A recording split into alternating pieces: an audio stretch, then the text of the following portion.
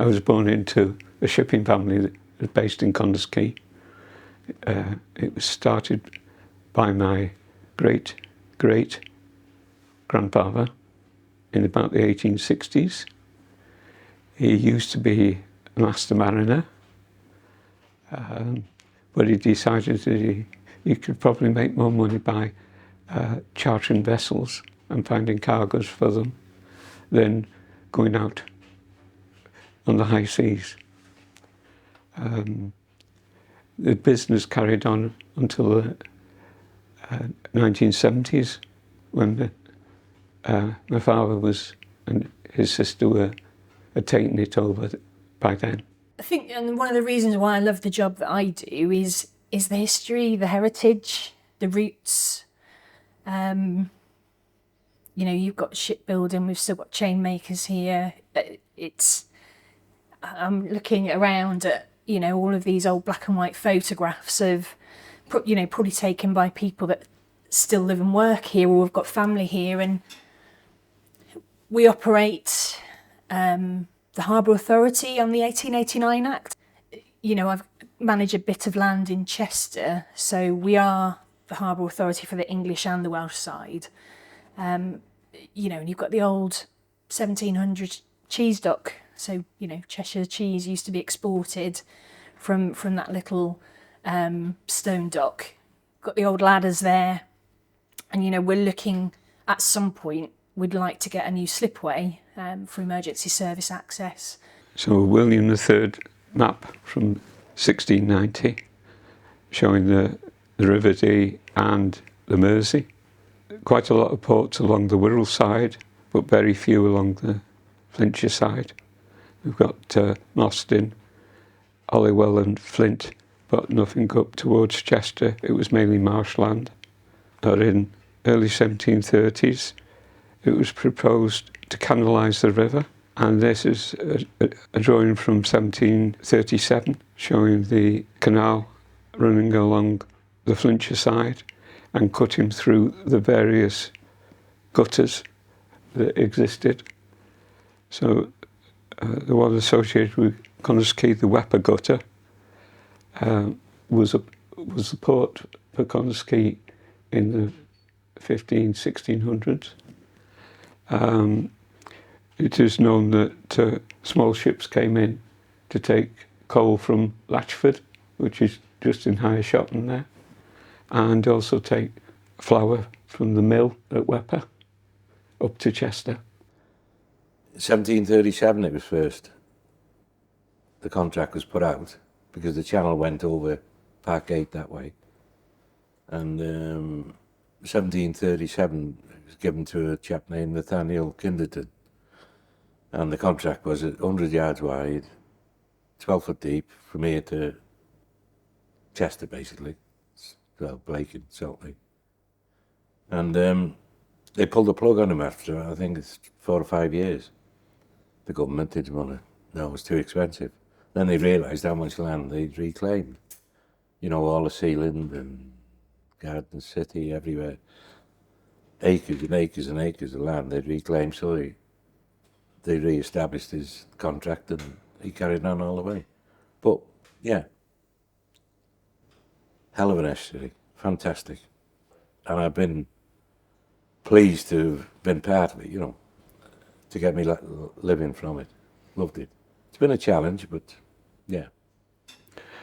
A map from 1770, done by Bedell, showing the Welsh side and the amount of land being reclaimed. So you've got all the saltney marshes and also the start of the Sealand area. And just at the end of the canal was New Quay. Quay hadn't been named at that time.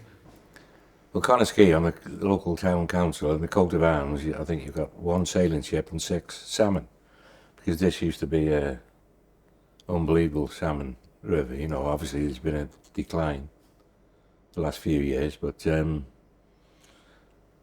it was based on shipbuilding, you know, but obviously through siltation and one thing and another, it gradually declined. So it's just, they've turned, you see, all this area, just about 500 yards away, was Quay. That was the heart of Quay. The heritage is unbelievable, but now they're starting to realise. And I mean, you get people walking down here now. They've got the cycle path, and it's looking good. I guess going back to the heritage thing, one thing that we're always looking at is celebrating the history, but also looking to the future as well. And that sometimes is quite a difficult balance to get, you know, because there should be new opportunities and there should be some attraction there for young people to want to come and find out what's here and maybe, you know, get out on the boat, and whether that's, you know, helping to fix navigation aids or fishing or, you know, moving people around, getting a job at the port. You know, I would like to see that, and those are the balances we have. So England and Wales, old and new, we've got lots of commercial interests, but we've also got a very sensitive habitat. So the Dee estuary is one of the most regulated places in terms of the environment. So it's a site of special scientific interest, special area of conservation, Ramsar. So, you know, the overwintering birds feed off the cockles. It's just a rich habitat.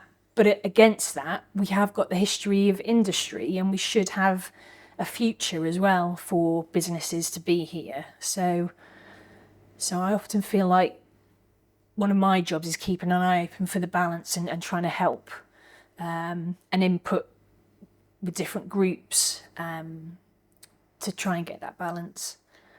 I suppose on the docks itself, it's mainly the stone dock, where the outer wooden wharf that they brought the iron ore in for Brimbo, that is all deteriorated, and all you see now is a few posts rotting away, and the other main wooden wharf along the riverside is now been repaired and is concreted.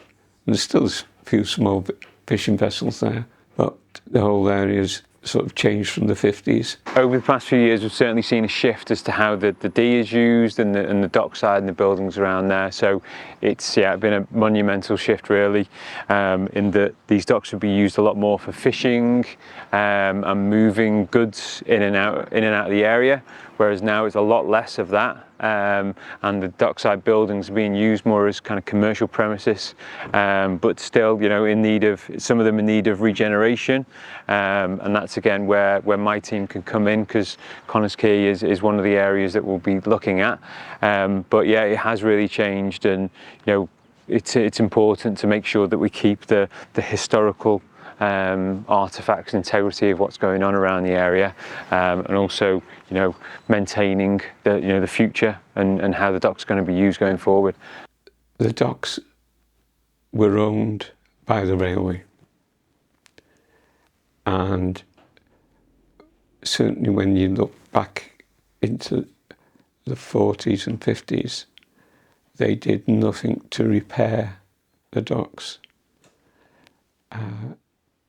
And there are notes from the family business where they were continually asking the railway to repair. So the decline of the docks in Quay, in a way, was forced on them by the railways not putting any money in. It absolutely is such an interesting area, in the fact that, you know, the businesses that have been there, some of the biggest factories over the past 30, 40 years have formed, you know, either right next to where we're standing or a bit further down the Dee. So it's amazing that those have formed in a place like this. And if you look around you, you know, it is a beautiful area as far as the Dee goes, going out into the Dee estuary, and all the history that's involved there. If you look at, like today, there's hardly any shops at all in Connah. There's a few, there's a precinct by Wepper, but when you look at the number of shops that were there in the 50s, 40s and 50s, virtually every other building along the main high street was a shop. They were either grocery shops, bakeries. Those declined in the 70s, and the quick save came in, and that quite a few shops disappeared with that.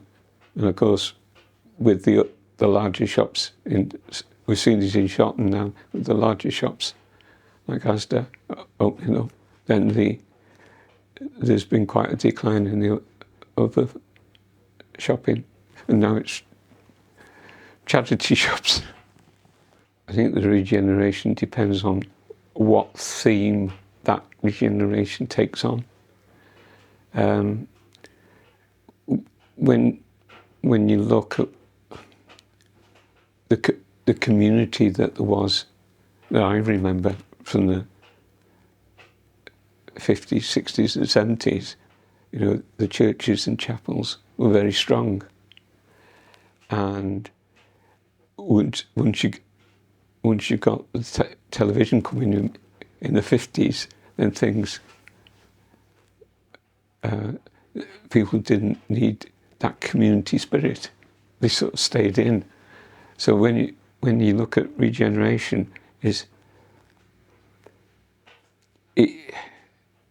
it regeneration of buildings and their use, or regeneration of the people that live here?